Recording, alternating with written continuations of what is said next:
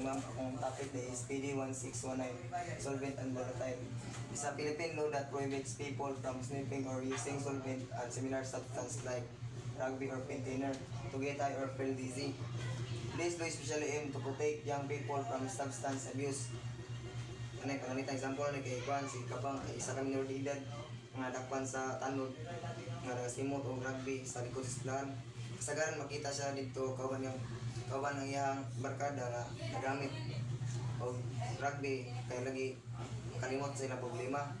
Yun, itong tagiya sa tindahan nga simito nga nagbaligya og rugby sa mga minor de edad nga kabalo na gud siya nga asa gamiton. Ayun, iyagi pong biligyaan. So, si Kabang nga nagamit og rugby, pwede siyang i-refer sa PhD nga counseling or rehabilitation. Then katong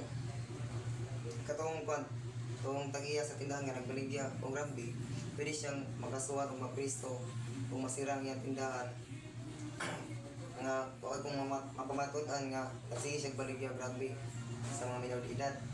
Dayon diri sa PD 1602 illegal gambling is a Philippine law that punishes people who join, organize or allow illegal gambling. It was to stop illegal betting games like joyting, masyaw, and other unlicensed games that involve money. Ito example ni kasi Tatay Kit nga nag-organize og joyting sa ilang barangay. Sagaran mga pirmi mo ato nga tawag to nga sugal o kwarta din. Ang katong si Tatay Kit nga siya pirmi mo sa mga pusta kay para mabahin-bahin ang mga panbag ang mga financial lagi na. Dayon nasayaran sa mga pulis ang alihukan ni Tatay Kit o gidakop siya samtang gadula pa mga tao. Dayon si Tatay Kit makuha siya ganing